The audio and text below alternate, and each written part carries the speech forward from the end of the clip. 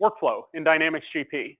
So this is a session that I did at GPUG Summit this year and got an environment all nice and tuned up so that we can kind of walk through it and look at it. It's been out for a while, but I'm still surprised at individuals who haven't seen it yet, haven't really dove into it, don't know what it's about, or have questions and things like that. So I like to show it because it is available to you out of the box. That's the huge plus of this, is that in GP 2013 and on, you guys have this. And they're continually adding new functionality to it to include other functions, like we talked about with the GP 2018, where now there's some workflow that can go behind your security setup and your users and such. So the big thing that they added in GP 2013, was that ability to be able to set it up. So what is workflow? So workflow, originally it was introduced into the system through the business portal application, and it was a huge mess to set up. It was a pain to set up. It required an awful lot of IT hand-holding and configuration and things like that to get it running. But it was available and it was there. And that's where Microsoft kind of took that premise and took it and just brought it under the GP envelope and added it into the system. And now adoption has skyrocketed because, well, if you tell someone, hey, you can have workflow, but you got to do all this first, and then you give them a laundry list of things, less likely that they're going to take advantage of it than like they do if it's available in the system. So Microsoft introduced the Microsoft Workflow 2.0 in GP 2013 R2 and beyond, which was embedded directly into GP out of the box. That included purchase requisition workflows. Purchase requisitions became a part of it at that point. It included a few other things. So there were just a few workflows that they added into it. Now there's all sorts of new workflows that are available out there, ranging from AR transactions, GL transactions, batches, AP transactions, user security, smart list designer security, and so on. It allows you to set up approvals that will send out to GP users or to users outside of GP. So a huge plus of this is that users don't have to be a user in Dynamics GP in order to get these email notifications and be able to give a thumbs up or say that there's something wrong with it. So this could go to somebody who's never going to be a GP user in the system and be able to approve those types of things. All of your workflow users are based upon your Active Directory. So they don't have to be set up as a GP user in the system to be mapped as a user that receives the approval email. So we'll see that as I'm working through this, I'm able to just navigate through my Active Directory, and they don't actually have to be a user in the Dynamics system. If they're going to enter something and submit, GP user. But if they're just going to approve and look at some of the information and they don't need to get in to make manipulations or change anything to that transaction, they're completely outside of it. So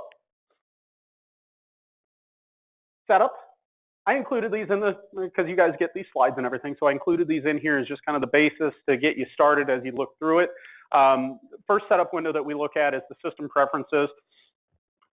This is where you're going to configure your email server type and some of the information that goes along with it, whether it's Exchange or MAPI, because otherwise you receive some of those messages. So if you're using Exchange or using Outlook, whatever, Office 365, you're going to set it to the Exchange or it's going to be set to MAPI. So we can definitely help you on those setup places, but that's one of the first places that you kind of go to get your email running in the system. Same premise for if you're emailing out your Word templates for your purchase orders or sales documents and such. Next window is our workflow setup, and this is the place where you're going to come in to enable your email workflow, your email for workflow, and the email actions. So the emails are informational until you enable the email action. So an email could go out and say, you have a new document to approve, give that person enough base knowledge, and they could log into GP based off of that information that came over to them to notify them that they have a document to approve. So in here, we would set up our outgoing mail server and say what the email address that it's coming from, because it's all generic at this point. It doesn't come from you, the user that submits it. It doesn't come from that user. It comes from this through the server. So it's going to come to them and it's going to say workflow@such-and-such-company.com. So you'll want an email address that it can come from. I have some people who say, I don't necessarily care. It can come from my email at the beginning until they start to get all the replies back. And then they're like, okay, get it off of me. So you'll set that up. You'll give it a name. Set up your server name that it goes to. That's pretty standard Office 365 is just SMTP, Office 365. It gets real easy. If you're still using your own Exchange server or something, let us know. We're happy to come help you with Office 365. But if you're still using that, your IT should hopefully be able to point you in the direction of what your SMTP server address is for email. You'll set up the other things here for the authentication. It may require a couple of different settings there, whether it's Windows authentication. What I say is just be nice to your IT department and say, I've got this wonderful window that I need your help with. Here's a box of donuts. Love you very much. Please help me.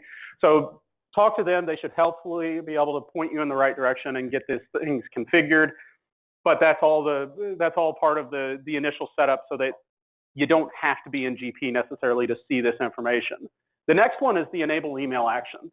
And this one does require the installation of a web service on one of your servers. A lot of times we'll install it directly on the SQL server. Some people will elect to install it on a web server that they already have. The idea is that we want to install this web service depending on how you want your users to access the email actions. So if they're going to get an email and they're going to be outside of your office, they're not connected to your VPN, and you want them to be able to approve wherever they are, then this server that you're installing the service on needs to be exposed to the outside world, essentially. So that's why a lot of people will elect to throw it on their web server. If they already have a website, that's already visible to the outside world, so they can throw that service on there, and now people are able to approve and such on that server. So it does require a little bit of an installation routine. Once that's there, you gain access to that name, you plug it in. Usually by default, it just installs against that port, and you're on your way. So that is a service that we help with. There's also tons of documentation that kind of helps with that as well as you're going down the road. So that's our second setup window we look at here. That's under the administration setup, system, and workflow setup. Not something you have to set up, but very nice thing to have set up. At least the email for workflow is a big plus. Next window that you want to set up is your calendar. So this is important for, and we'll see this as we get in and we start to set up our workflows. When those email notifications go out to the users, they have a time limit on them. Well, at least you can stick a time limit on them. So when it goes to this person, it'll sit on their desk for X amount of hours, and then it does something after that point. Well, this calendar here helps determine, okay, if it ends up on their doorstep at 4:30, well, they have X amount of hours during working hours to respond to it, so that it doesn't hit at 4:30. Well, they didn't get to it by 5, and now it ends at some time during the middle of the night where they were outside of work. So this helps you set that up. It also sets up non-work days so that they're not getting these notifications and having to respond to them on Christmas. Nobody wants to do that. So probably not going to get the the approval that you're looking for if you're looking for an answer on Christmas.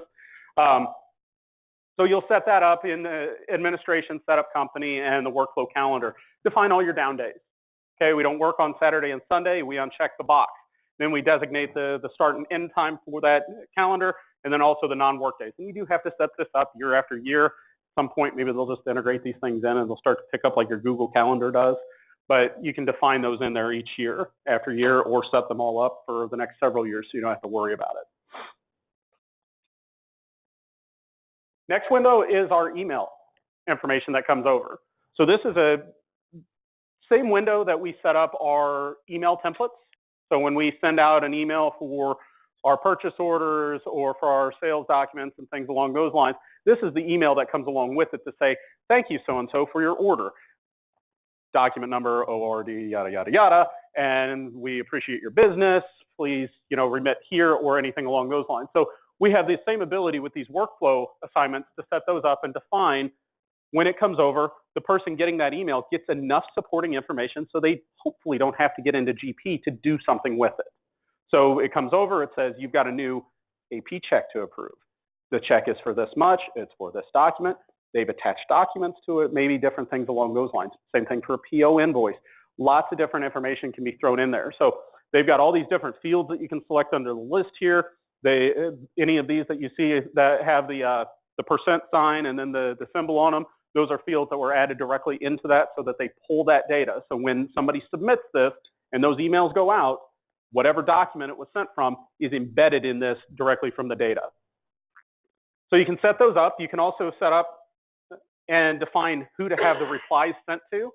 So it's coming out from your email address at this point whenever it sends out because it's reading off your Active Directory. So the emails come from you, and then where, and I take that back, for these, it comes from you for those types of documents.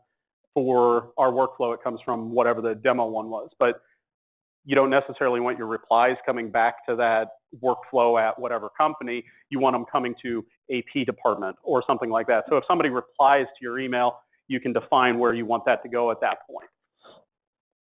So we set up, we define, we create those.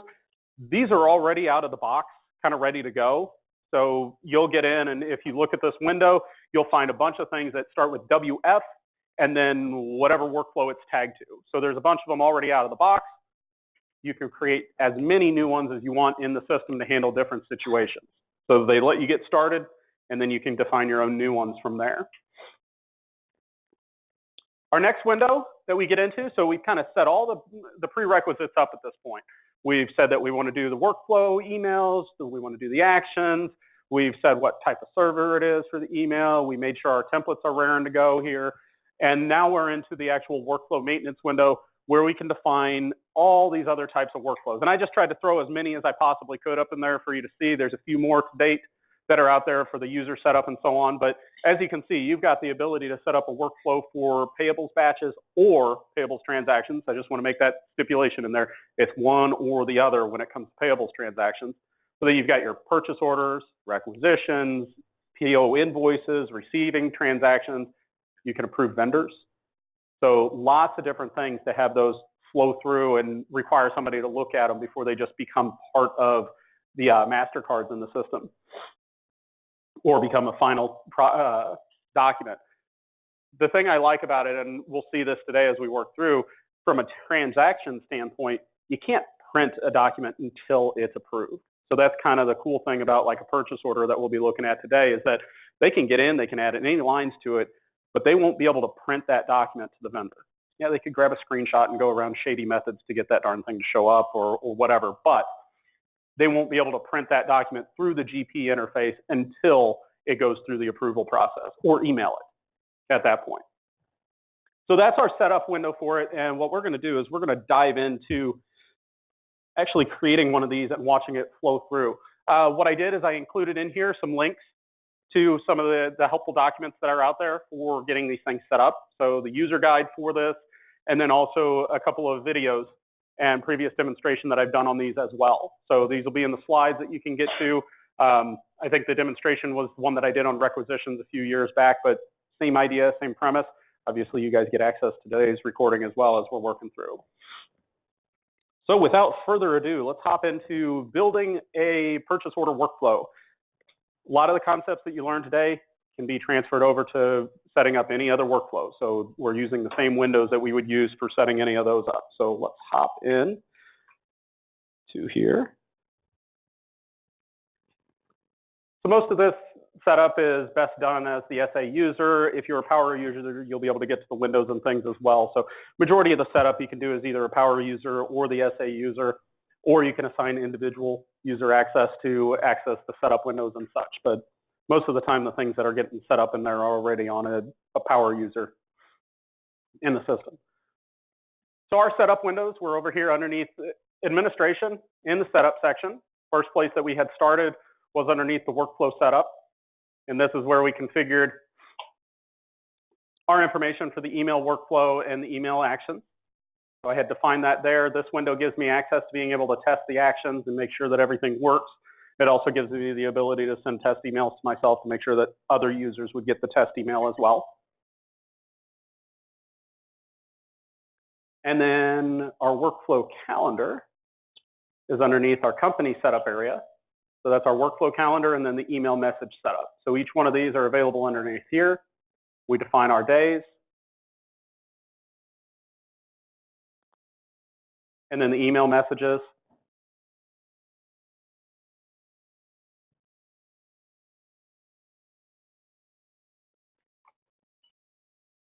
I have to necessarily log in there, but we can. So the email messages, as I was saying, this is a shared window. Not only are you going to see your email documents for your sales documents and things like that, but this will also share all these WF ones for the workflows. And you should see enough information on there to tell you what these were kind of defined for to begin with. So they should say what document type they are for and where they work. So today we're going to be on the PO approval side. I'm just going to open this up so that we can see where it's at. Okay, so as soon as the user gets this email, they're going to see their subject for the email is going to say you have a task for purchase order such and such. And then it's going to drop below and it's going to tell them the workflow step name. So as we're defining workflows, we'll give it some sort of meaningful step name so it doesn't just come over and go workflow step 1 and they go, what am I supposed to do at this point? So more information you can give, the better. Purchase order document number, when their deadline is. We can set up document drill downs. Keep in mind, in order for them to drill down to the document, they need to be a GP user and have GP open at that time to be able to drill down from it. We'll also see the email action list. So if we don't have email actions enabled, this section just doesn't print. So when we see these emails come through, we'll see approve, reject, delegate right within the email message coming over. If we don't have actions enabled, that doesn't even print on the document, so there's no confusion. We're not going to enable email actions. It doesn't even come up. Who it came from, so who the user was that submitted, what company, purchase order, document amount, and so on. I also added on the document line fields for this. So again, that email coming over to them has enough information so that hopefully they don't have to get into GP to make that approval designation for it or to reject it. They're able to look at that. To add new fields to this window, we can type in any freeform text that we want to. And then down at the bottom, this is where the select and insert other fields. So we have document fields. And these are all the different document fields that you can add in. These are all on the header level. So you could add the subtotal, the state, the shipping method, some of those different things. We also have the ability to hit additional fields and add in a lot of additional things. So they've got kind of this data subset behind there of things that are available. And then if you saw whenever I was on here on the email, down here at the bottom where it says document line fields, this is a little snippet of code that they have to grab whatever information you have on this document lines tab into that email. So if I click on here, I can gain access to other fields that are on the line details as we're keying it in. So it'll come over as kind of a nice, neat little formatted table, and it'll tell me right now my item number, the description, the unit of measure, the cost, unit cost, the site, the extended cost, the account number tag for it, and so on. And then I could add in, if I'm utilizing the job number or I'm using the landed cost or any of those other fields, I could add those into it so that my table just includes those columns as well. So I've got access to all those different fields and such within my email. And I have to make sure that I designate what it's for. So this is a workflow assignment. It's for purchase orders in the purchase order approval. So we have that designation to be able to say what type it's for. So you'd have to have one for each at that point.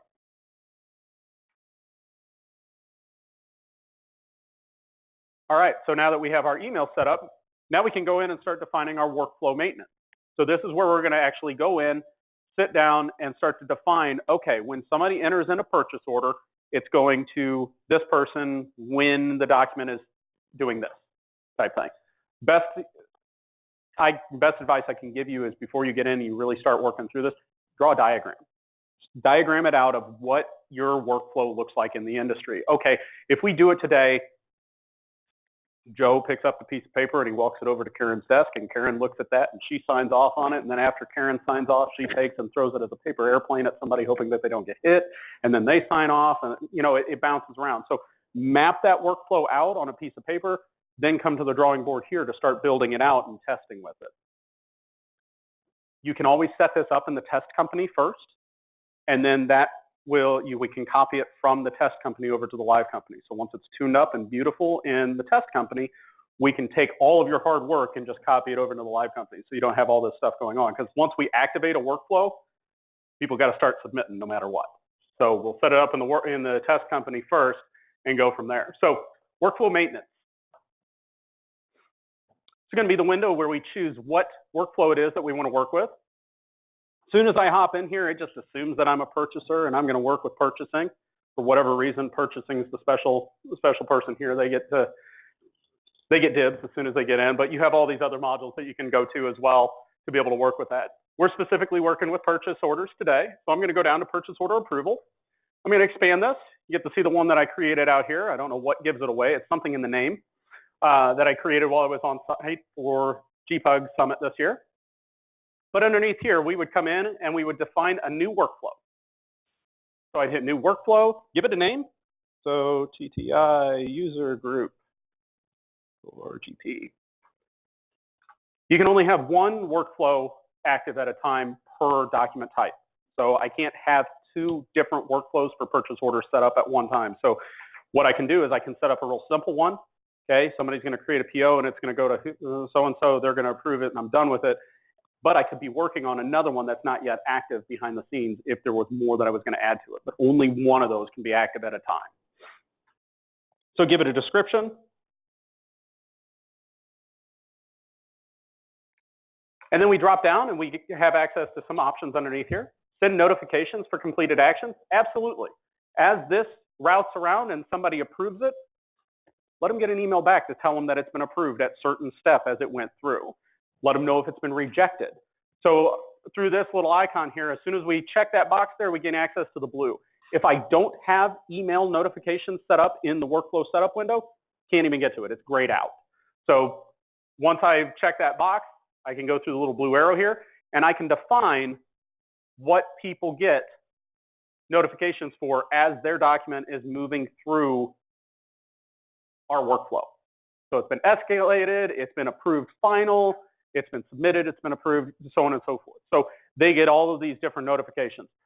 You'll probably find out real quick that people hate these if you have too many of them selected. A lot of people like to get final approved, and that's it. Once they submit it through, they'll kind of monitor it themselves.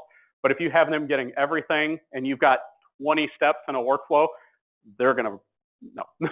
They're going to have some choice words. I've heard them before.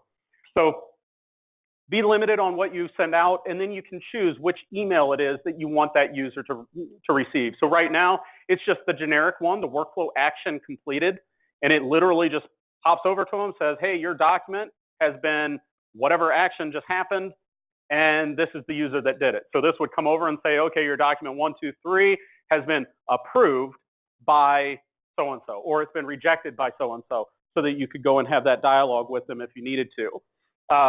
Workflow step name, what step it was approved or rejected in, and then any comments that they typed in for it. Now, this comment section, I've seen this grow over time. So if something's been submitted, rejected, resubmitted, rejected and stuff, this comment section actually just continues to grow, is at least what I've seen.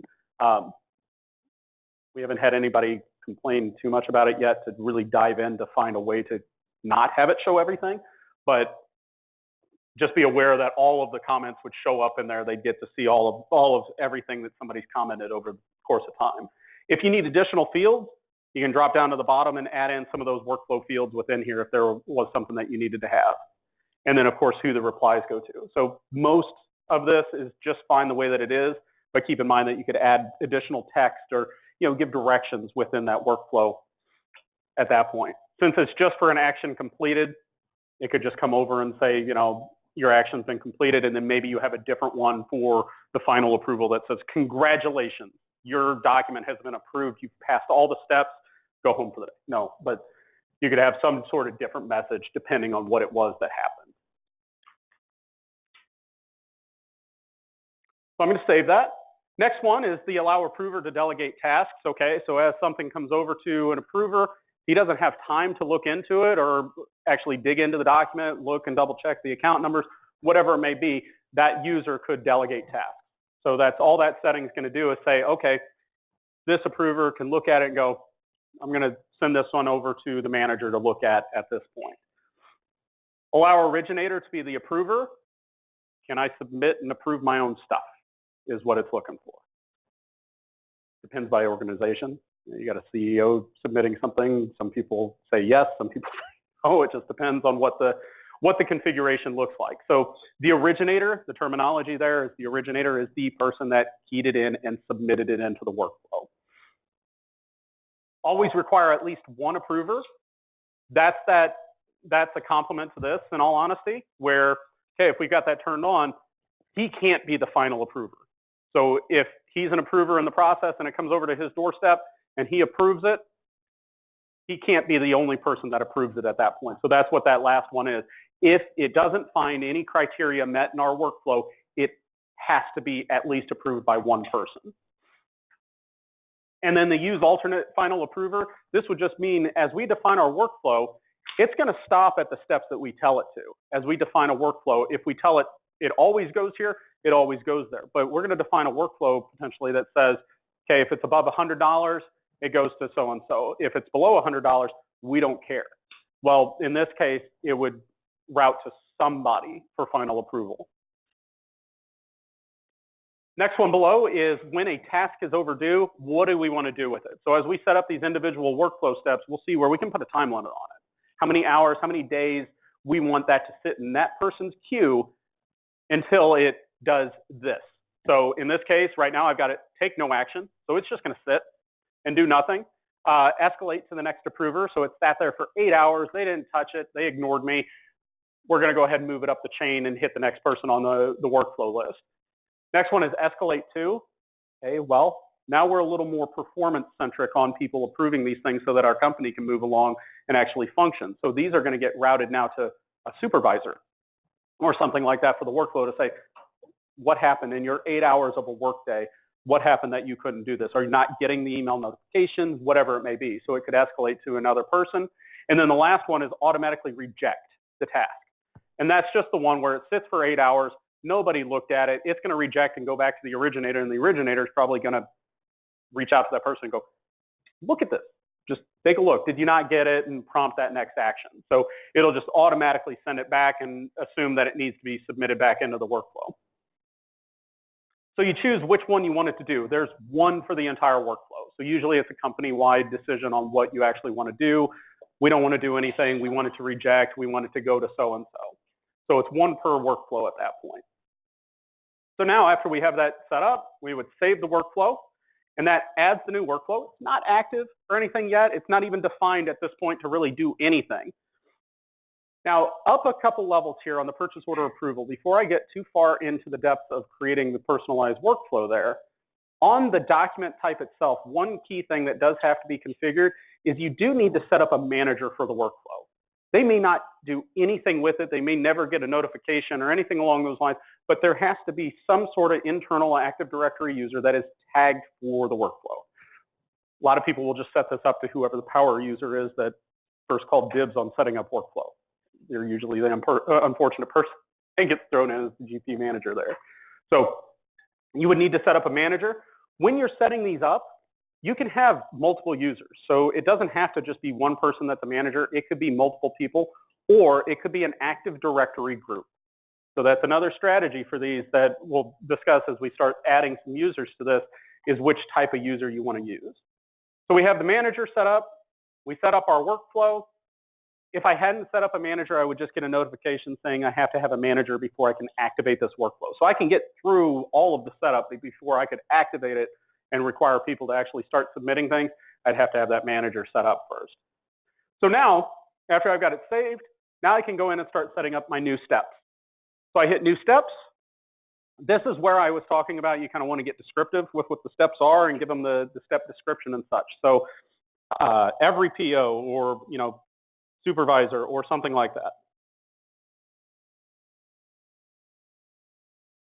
Purchase order first submission or something along those lines. So the more descriptive you get about what that task entails, the better it's going to be for the person on the receiving end of those emails to know exactly what they're looking at without having to necessarily get into the system.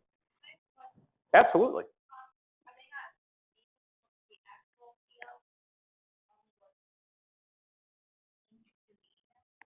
So it depends. So the question was, is the user that gets these approval emails able to actually look at that purchase order? Right. So the approver, would the approver? Correct. Yeah. So if the user is a user in GP, they can drill into their email to view that purchase order, so long as they have the appropriate security in the system.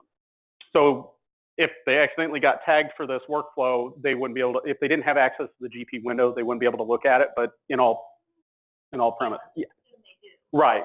So yes, they'll be able to drill down and access that purchase order directly from the email coming to them, so long as they're on a machine that has Dynamics GP able to run on it.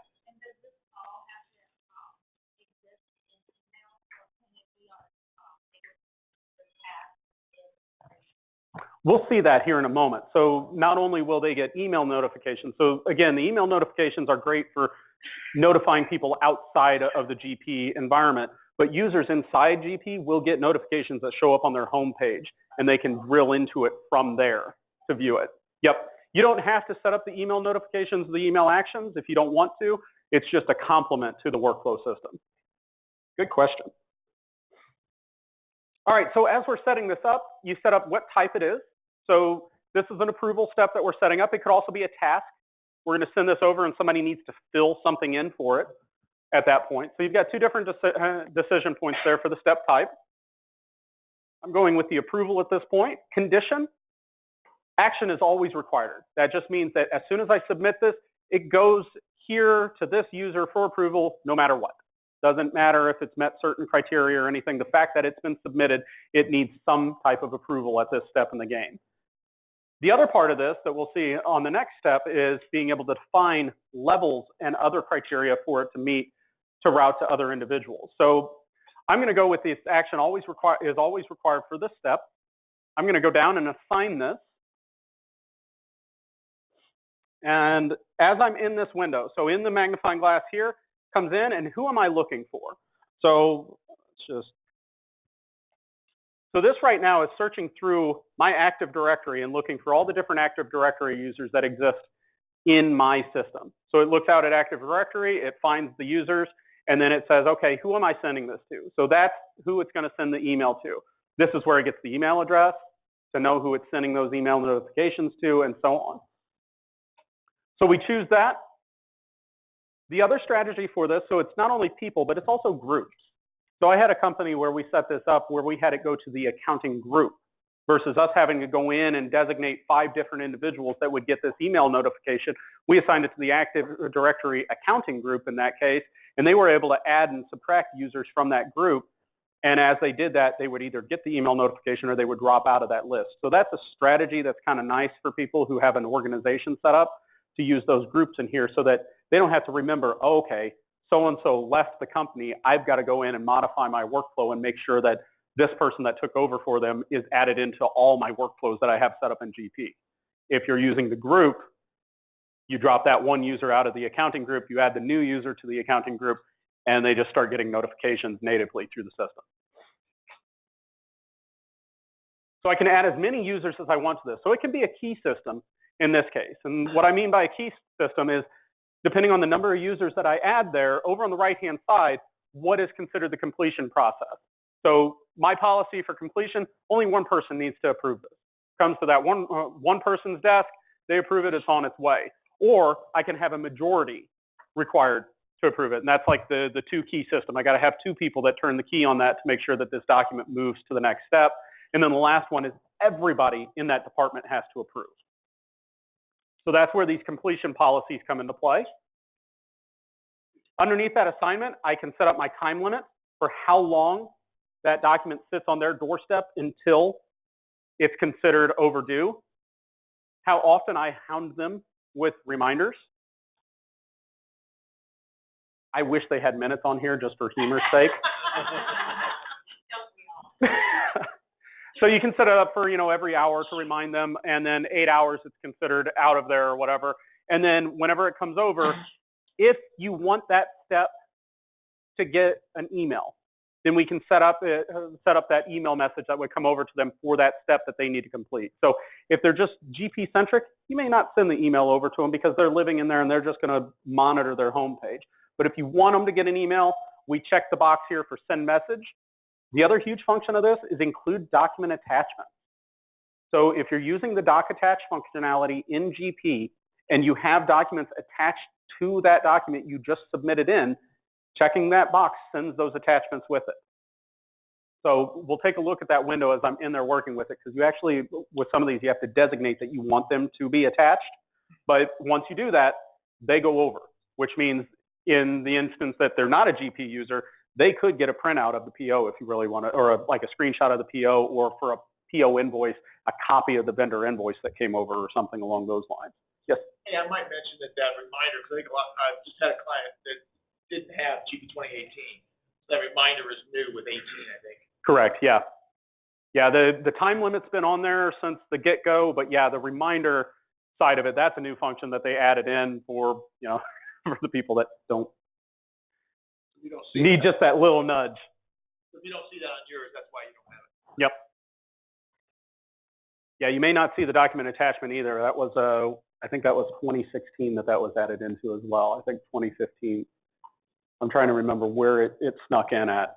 Can't remember if it was on one of the R2s that came through. So if you're not seeing a feature on here that I'm showing today, reach out, let us know. We'll find out what version you're on and what version you'd need to jump to take advantage of it if it's important. All right, so we've got our one step set up. It's going to GP demo no matter what when I submit this purchase order. So I'm going to save that step, and I'm going to come in and I'm going to add a new step. And with this next step, I'm just going to call it over 1,000. And let's give it a little bit better. So purchase over 1,000. I'm just going to make the description the exact same thing. So it's an approval again. This order is now active at that point where now we can define and say what order these are going to follow in as they're going through. So this one's just going to follow the first step. Now, for departmental type configurations, you may have it set up where you've got 10 different first steps on a workflow. And it looks and it says, okay, is it department 100, it goes here. If it's department 200, it goes here. So this right here, this is basically setting up as you're drawing out your diagram, it's all the little trees that workflow will go through as we're working with it. So in this case, I'm saying, okay, this comes after the supervisor approval. After the supervisor approves, it goes here if it hits over 1,000. So to define that over 1,000 setting on this, I select the radio box here. Action is required only when the following condition is met. So that statement means that if it's not over 1,000, it doesn't touch this workflow step. And then I'm going to go through the little blue arrow to the right here to find my workflow. So come in here, select the field. I'm going to say either the line extended cost, or if I want to scroll down, I can find the subtotal. In this case, I'm just going to say when the entire purchase order is greater than 1,000, greater than and includes 1,000, then that's my condition. You can have as many conditions built into this. It can get pretty complex. One thing that I like to throw out there is that there is a list of fields that you can gain access to. There's also an extended list that's underneath here. So there's a lot of different fields that you can gain access to. If you get in and you start playing around with this and you can't find the field that you're looking for, there is a function to add in every single field that you can imagine from the database into this to filter off of. So if it's a field that's in that window, not something you can get to, it can be added into it. A good example of that, we used the employee setup window to grab the department manager for that employee. So when that user went into a purchase order and they placed that purchase order, the workflow referenced back to their employee, looked at the department, went out to the department, found the supervisor on that, and then would send to that specific user. So it would grab that department, and then based off of that, it was tagged 100 or something, it would go here, or 200, it would go here type thing. So we can add in essentially any field if you find something is lacking within it. All right, so from there, we would say, okay, go down and define who it is that it's going to. A couple of things that we can do with it in the workflow path. Okay, if it gets here and it doesn't meet this criteria, it's not over $1,000, we're done. It's considered approved. Or we can have it continue to the next step. Okay, so if we had a stair step on here and okay, we had the supervisor approval and it went here and it wasn't over 1,000, but the GL number was missing. So let's say that we had multiple other steps in here that it needed to consider before we consider it done. We could have it continue to the next step, or we could even go as far as to have it reject the workflow. So that strategy I used only one time I can think of where the user had a workflow step in there that if this field's blank, reject it automatically. We don't even want somebody to tell them that they missed it. We just want the system to do that for us automatically. So we drop down, we assign it to our user. I'm going to come in, we're going to do GP demo again. I'm going to say this one goes to GP demo 3. And we'll say OK there. We'll apply the workflow calendar. We'll remind this person every hour because it's not sending to anybody that I have to worry about. And then we'll have it send that workflow approval message as well. Okay. So from there, we've got 2 steps, and we could continue to go. There could be a 1,000, 2,000, 3,000, 10,000, 100,000, whatever your different purchase levels are. It could be if it's this type of vendor class, it goes here. So think of those as you're working through your workflow, where that would go. All right, so from there, now that we have our workflow designated, we go back to our top level. We feel confident the way that it's looking. So we look at our steps here, purchase over 100, over 1,000, it goes here. It always goes to that person, routes to GP demo 2, routes to GP demo 3. So from there, we can mark this active when we're ready. So again, we could continue to build this out, do it in a test company first, get it polished up so that it's looking nicely, and then when we're ready, we mark it as active. Until I mark that active, so just to give you an idea of what this is going to do. So in my purchasing window, up until now, there's nothing up here at the top for submission or workflow or anything along those lines because I do not have a workflow active in the system. So once I come up here and I mark that active and I save that, now my behavior and look of that window changes a little bit. So now it adds this little bar right here, which means that workflow is active. So as soon as I start looking at purchase orders that are out here, I'll start to see workflow steps and workflow messages and things like that going on for it. All right, so let's get in and let's create a purchase order and submit it into the workflow. So I'm just going to hop out of here. What we did for the GPUG Summit is we created and set up all those different GP demo users so that we could utilize those in the demonstration, and users would be able, the attendees would be able to see this actually working with email and all that fun stuff. So I'm going to log into these accounts so we can actually see this go through, because otherwise it doesn't paint as pretty of a picture as it was. So I'm going to hop into GP Demo 1. We're going to create a purchase order under that user and submit.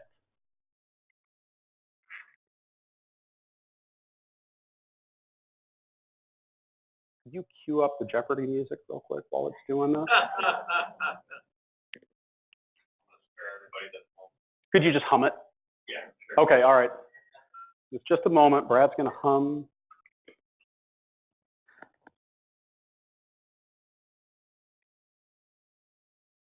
Well, while it's thinking about it, let me go ahead, because you'll never guess we're going to hop into GP Demo 2 as well.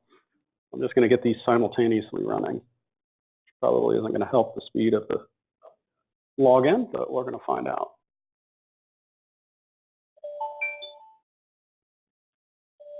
Wow. Now this worked earlier, I promise. If you could just imagine the desktop pulls up and now I'm navigating and moving around and it looks just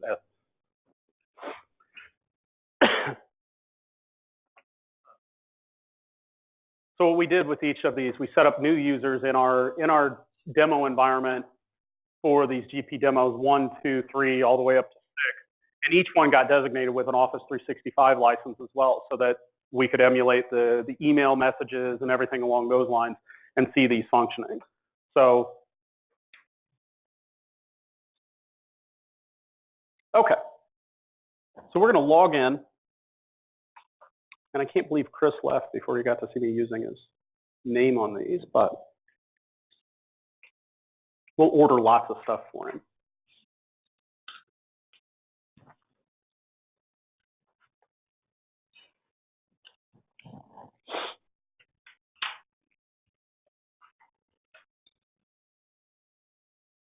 So one of the configurations that comes in with the users when you're setting them up, now each user that's getting designated in the system, in order for some of the Active Directory hierarchies to work. So if you ever set up your Active Directory hierarchies and you have departmental things set up and so on, there is a setup on your user configuration to designate the Windows user that goes with that GP user. So there is a place that you would set that up if you wanted to use the Active Directory hierarchies. So we didn't look at that in the setup, but there is the ability to set up and use any of those hierarchies that you can define out there. So if you have more of a dynamic workflow based off of certain departmental bases. So yeah, if we look underneath our user setup, just to give you that heads up real quick, because we didn't look at it.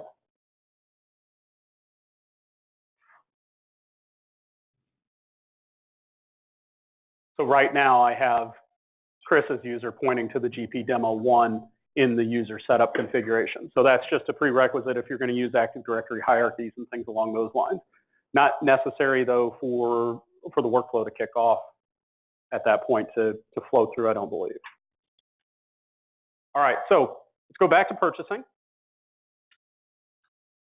and purchase order entry. So we're in as my GP demo 1 user right now, which is Chris, and we'll just key in a purchase order.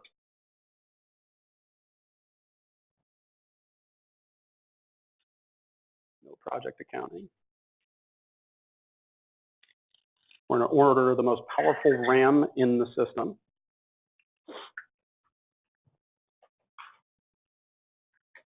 And in theory, we've got a purchase order right now that's over our $1,000 threshold. So we should see this tag both of our workflow steps. So I would key in, the user would key in just as they do any time in the system for the purchase order. The only thing that changes in their workflow is now at the top, they have to submit this. So until they submit, they can attach, but they can't print or email that document at this point in the game. They can key it in, but they won't be able to print and actually move it through the next steps of the purchase order. So that user's workflow now would take them in and require them to submit that purchase order into the workflow. Please approve, and they submit that. So now that they've submitted it into the workflow, this is my Office 365 login for the GP Demo 1. And my document has been submitted into the workflow because I've got all these wonderful notifications coming through. So he's going to get hounded at this point on the GP Demo user. But it's been submitted into the workflow at this point. So he gets a notification that it's actually been submitted successfully and so on. So that's sitting out there now. And now the GP Demo 2 user, they've received in their email the email approval. So it's sitting in their email. Now, they have that ability to approve, reject at this point in the process. They can review the information that's in there. There's my line item. There's my extended cost. There's the account number that got tagged for it. So whatever information I included in that email notification, that's come over in here. So they're able to see that at this point. Had I attached a document to it, that would be attached in my email as well so that they could pull open that PDF or image or whatever it may be. And they're able to approve right from here. So at this point, user approves. This is where, depending on how you want this to function, this is where it goes out to the web service. If this is, again, on a publicly hosted web server that we could access from where we're standing right here, then they would get this window. They'd be able to approve it directly from where they are on the road. If you don't have it set up on there and it's more of an internal thing, they could be walking anywhere on your domain at that point or on a VPN and do the same thing potentially. So they can give a comment, looks good, and they'll hit approve.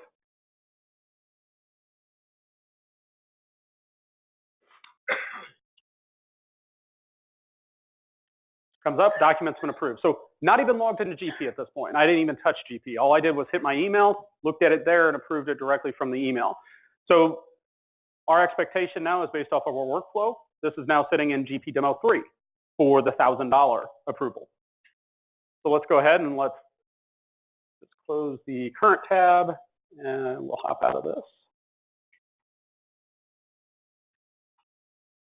Our hosting team is going to frown on me for just closing down a session versus signing out. All right, so we'll hop into GP Demo 3 now.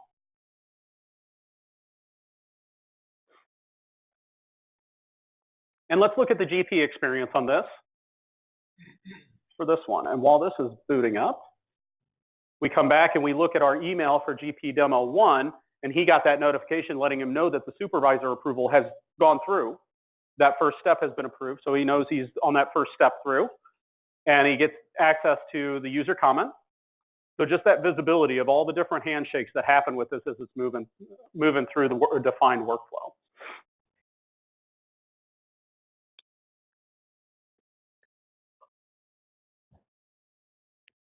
Well, now, since we're just looking at the GP configuration for it, let's just hop in to the GP Demo 1. And we'll just hijack the session here. We'll look at the GP Demo 1 here.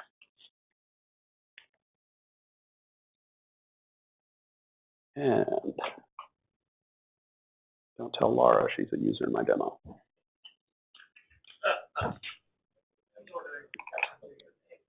I am. I'm ordering stuff through yours. Your password's Tinkerbell. Now everybody knows. Run it. Change your password. All right, so GP experience, they don't have to be logged in necessarily under their Windows user to see or interact with anything that's on the home page for it. It's only the email side of it that I was looking to access for that. So as this user logs into the system, Laura gets into her home page, everything loads up, and then if we configure it, so underneath your actions area, we should have workflow tasks. Is it still Active Directory? Well, I thought you were telling me. insert foot. I think it has to be. I think you're right, Bill.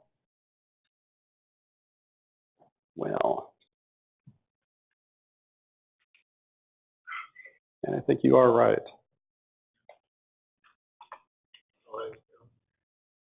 Second time it's wrong with that. I know, yeah, I don't know what it is. First time around, it's like, just make you sweat a little bit.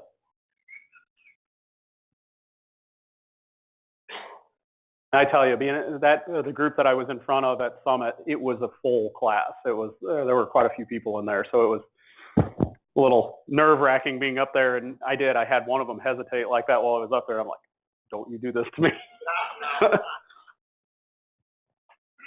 All right, so we're logged in as Laura's Windows user, hopping into GP, and as we just learned, I thought maybe we could get around it, but you have to be logged into the Windows user that is on the workflow for it to show up on the home page. So it doesn't even necessarily have to be the GP user that's tied. It's reading from the Active Directory at that point and saying, okay, this is Laura Kane's Windows user, and now show those approvals on her home page. So this is her experience now on the GP side, where now that she's logged in here, she clicks on this,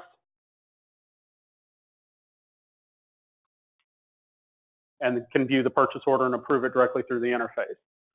So user would view this in here, work with it, workflow, and approve or reject. So it can be done through GP.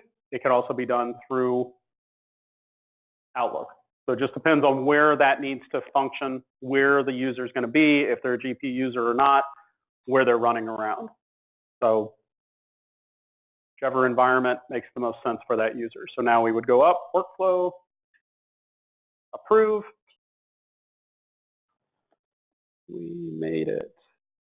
Yay. We approved that. And now track all the way back to my GP Demo 1 user. Look at my email. Document has been a final approved. Looks great, which means that now I should be able to pull that purchase order up.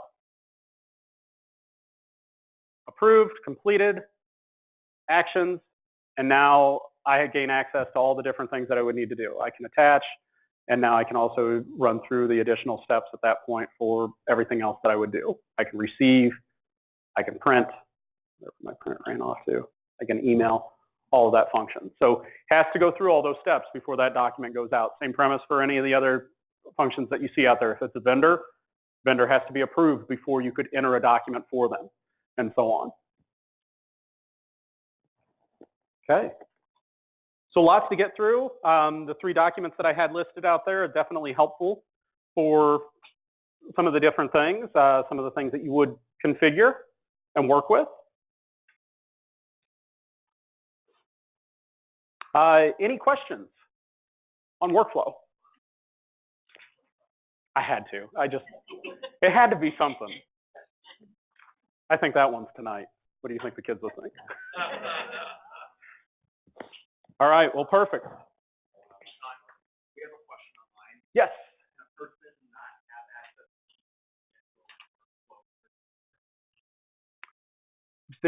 So the question is, can a user still enter in a purchase requisition without being a GP user? The answer is no. They still have to be a GP user, but for purchase requisitions, the licensing is different. So as a user that would enter in a purchase requisition, they don't have to be a full GP user. They can be a limited or one of the self-service user licenses for the system, which are extremely less expensive. I think a self-service is, it's like 50, 60, I don't know. It's less than $100, I want to say. I think it's $700 for the limited, and then you guys all know the full users. So, but yes, they could be set up as one of those users, but they would have to be a GP user at that point. Any other questions? Yes? Yeah, so the question was, is there a specific vendor that Turnkey partners with for OCR technology on the accounts payable side? That would be for taking a document sent from your vendor, translating it, and inputting it into the system itself. And yes, we do. We work with QuickTag, so we normally work with. So reach out to us. We can set up any type of information or demonstration to get you through that. Yes. Yeah, you could. So the question was, if you don't use an ISV that does OCR, could you still attach the document to the document that you're entering into GP? The answer is yes. You can still use the document attach functionality. The user would still have to key it in and actually use the data input and put it into the system, but once the document number exists, that little paperclip that you see at the top of GP, that allows you to attach documents either at the header level, or you can attach it at the line level as well. You could attach it from like scanner and then attach it? You have to save it somewhere first. Yeah, somewhere on the network first. Here's kind of the nice thing about the document attach, and I know we're off a little topic, but with the document attach, you could throw it into a repository, and in the document attachment setup window, you can say that as I grab documents from this repository, if I don't have it set up this way, it'll remove it from that directory. So you could have this just kind of this file that you throw those things to, and you use that to attach, and once you attach it, it goes away from the directory, and what document attachment does in GP, it saves that document in the database. So it becomes but that's kind of nice to think of. You don't have to have a separate, path folder set up and save all these documents and remember where they're at. It's part of your database, which becomes part of your, daily backups and everything.